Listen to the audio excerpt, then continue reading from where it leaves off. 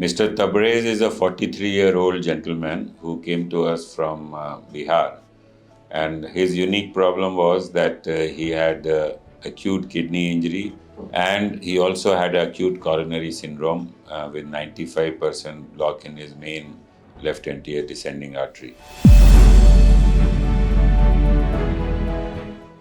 उसकी वजह से इनको हार्ट अटैक का रिस्क था, और अगर हम इनको कन्वेंशनल एंजियोप्लास्टी करते तो हमें कॉन्ट्रास्ट यूज़ करना होता, जिससे कि इनकी सिचुएशन ऐसी हो सकती थी कि किडनी एक्यूटली फेल कर जाए और डायलिसिस की नौबत आ जाए। तो इसलिए ये डिसाइड किया, बिकॉज ये यंग हैं और इनको अर्जेंट एंजियोप्लास्टी की ज़रूरत है, तो एक नई टेक्निक होती है जिसको हम ज़ीरो कॉन्ट्रास्ट कहते हैं। यहाँ मैं ये बताऊँ कि ज़ीरो कॉन्ट्रास्ट और लो कॉन्ट्रास्ट एंजियोप्लास्टी में बहुत फ़र्क है। लो कॉन्ट्रास्ट में हम एंजियोप्लास्टी में कॉन्ट्रास्ट कम देते हैं, किडनी में डैमेज उसमें पॉसिबल होता है, और इस तरह के पेशेंट में थोड़ा सा कॉन्ट्रास्ट से भी किडनी एकदम शट डाउन हो सकती है। बट यहाँ हम ज़ीरो कॉन्ट्रास्ट करते हैं, जहाँ कॉन्ट्रास्ट लेते ही नहीं है। और इसमें हम फिर दो चीज़ों की मदद लेते हैं देखने के लिए ब्लॉकेजेस कैसे हैं और स्टेंट कितने बड़े डालने हैं और स्टेंट के रिजल्ट्स क्या हैं।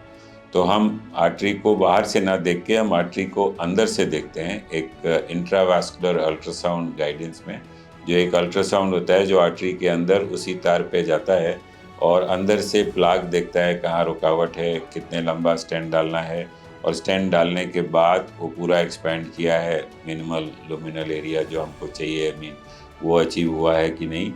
और उसके बाद हम एक FFR करते हैं जो फिजियोलॉजिकल टेस्ट होता है, जिसको हम बोलते हैं fractional flow reserve. Fractional flow reserve अगर 0.9 के ऊपर है तो इसका मतलब आर्टरी का ब्लॉकेज क्लियर हो गया, उसकी स्टेंट्स भी अच्छे से एक्सपैंड हो गया, और ब्लड फ्लो जो है वो एडिक्वेटली जा रहा है डिस्टल हार्ट की मसल में। तो हमने दोनों टेक्निक यूज़ करके इनकी एंजियोप्लास्टी करी, और 36 घंटे बाद इनकी छुट्टी करी।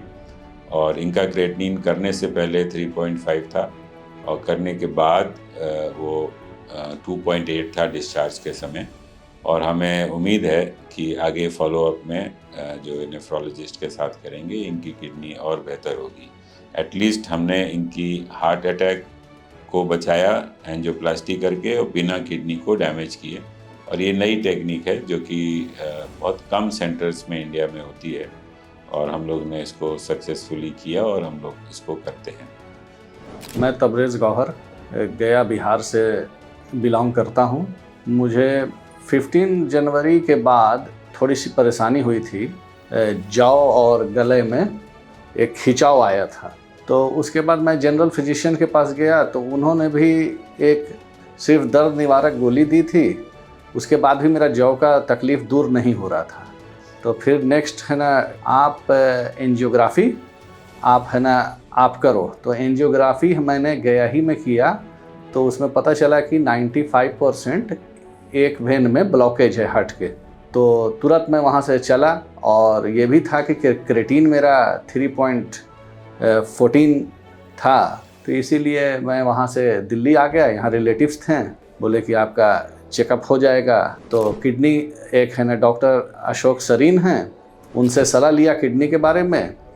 तो उन्होंने बोला कि ठीक है दवा देते हैं। उसके बाद हम लोगों ने पूछा कि कोई डॉक्टर है ना हार्ट के अच्छे हैं, रेफरेंस उनके थ्रू रेफरेंस मिला NN खन्ना सर का, जो हमारा ये ऑपरेट किए ये 95% के ब्लॉकेज का ज़ीरो कंट्रास्ट के ऊपर में। और इनका सपोर्ट और जो इनका बिहेव था हम लोग के साथ, और जो काम किए, और जो बात है ना सर ने है ना हम लोग को अच्छे से कन्विंस किया, देख रेख भी अच्छे से कराया गया।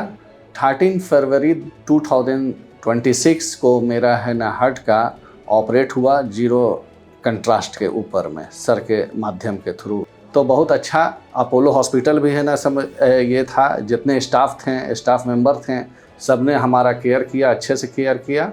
और हार्ट का भी था क्या किया जाए, इन्होंने सलाह दिया NN सर ने कि मैं देखता हूँ, और अशोक सरीन सर का भी, कि उन दोनों डॉक्टर ने मिल के हमारा सक्सेसफुल हार्ट का ऑपरेशन किया।